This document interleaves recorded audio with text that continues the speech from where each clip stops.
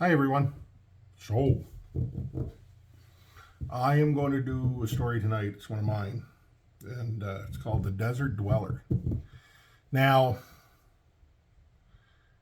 um, this story, I picked up a load of structural steel, and like any time you pick up steel,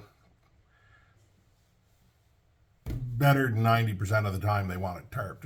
You got to have. Um, we used to put carpet over the edging of the steel because just like razor blades, it'll cut through your tarp if you don't. And it's kind of a pain in the butt, but it is what it is. Uh, so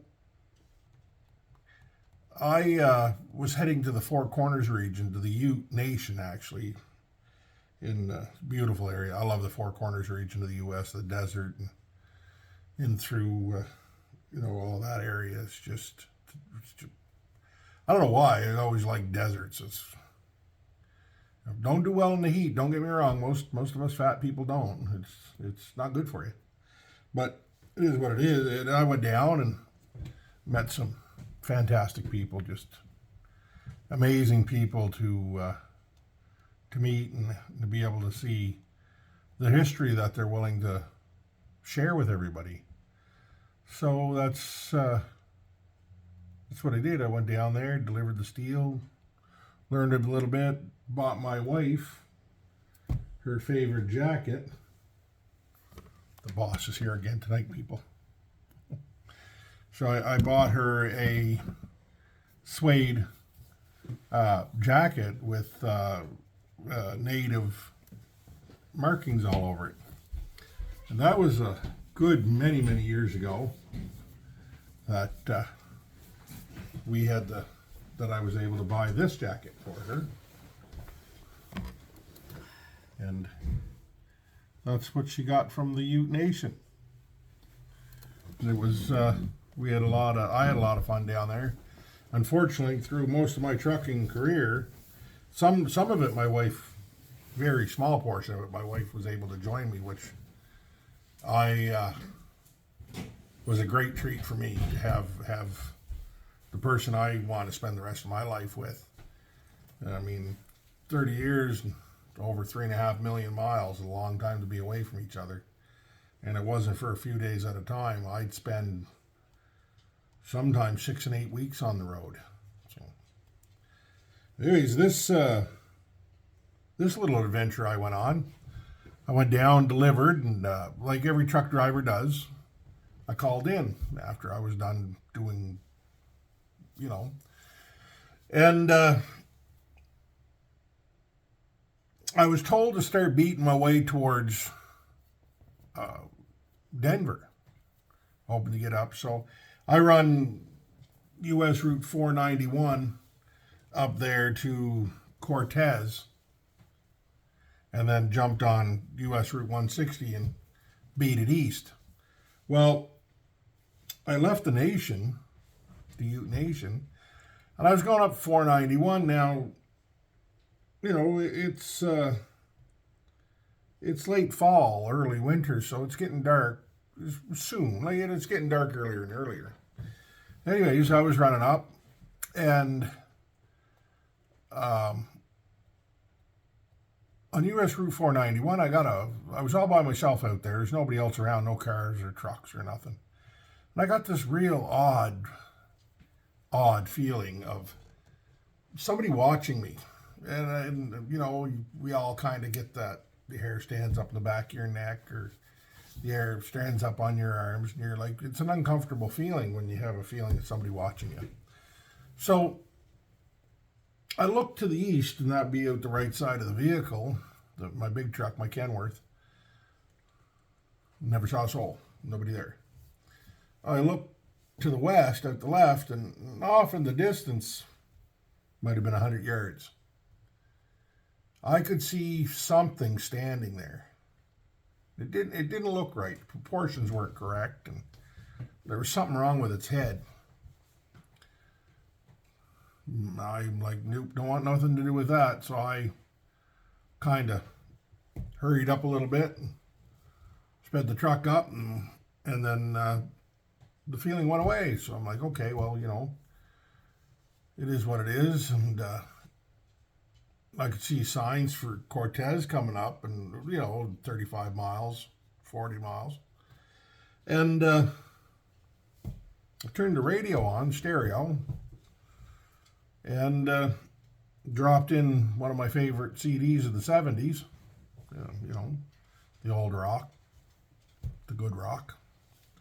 And just drove up the road. Well, about 20 minutes later, that feeling came back. And again, I kind of weirded out a little bit. Thought, okay, well, could be a cop, or as we like to call him, a bear, county mountie, sitting out here somewhere with a radar gun on me. So I checked my speed, and I'm doing the 55, and I'm going, well, that's okay. And I look around, and sure enough, there this thing is again, standing to the west. A little closer this time, probably half the distance, 50 yards. A little better close at it, and a little better look at it. It was closer, and yeah, there was something definitely wrong with it.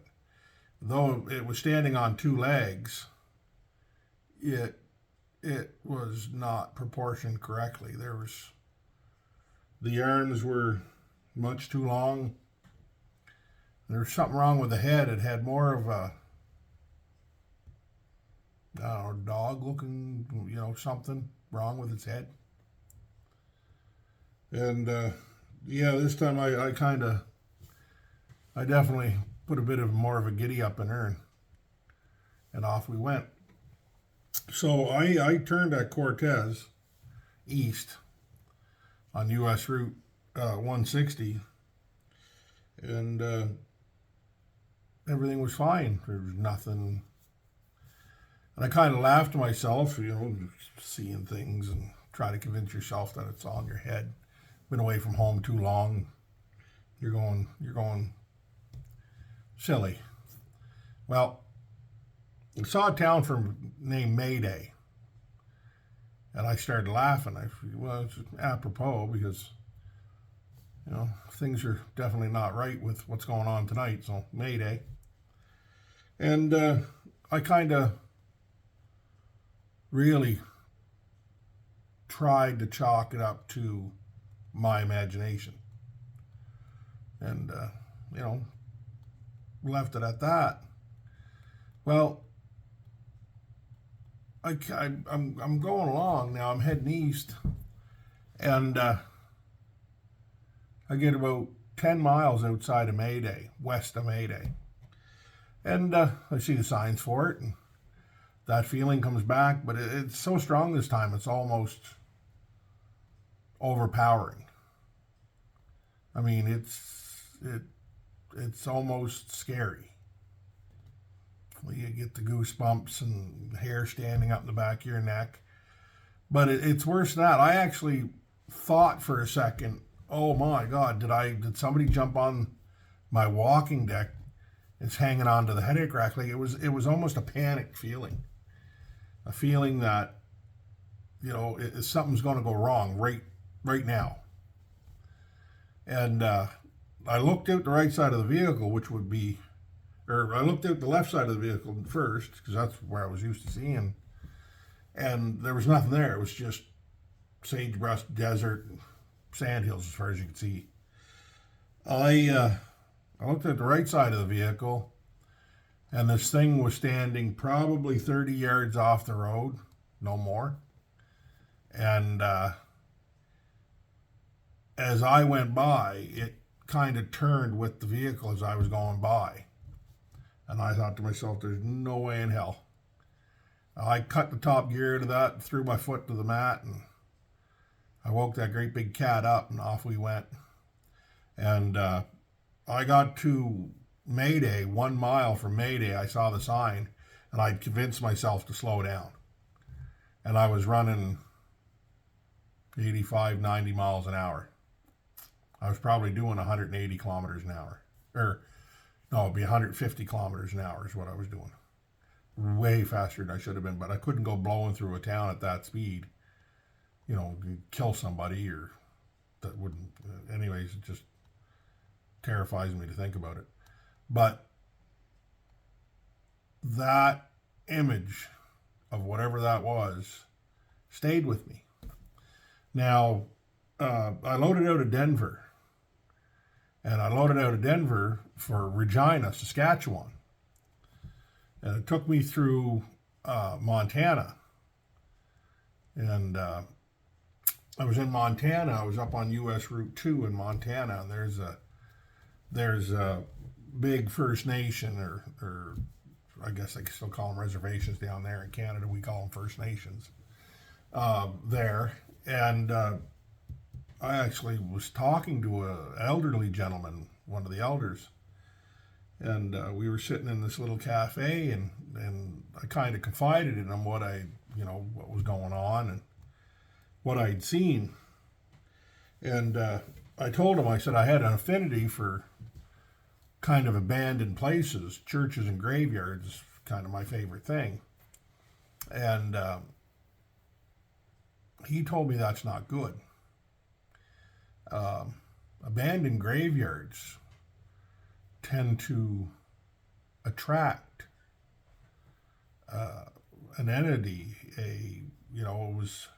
Could have been called up by a shaman or somebody, but what this thing is called a skinwalker, and they go there to get skins, so they can change their appearance. And he said, I might have angered one, or I might have disturbed one at one time. And that's what I was seeing. Well, I don't know if it's true or not, but I know I tend to be a little more cautious when I go roaming around abandoned places, especially graveyards.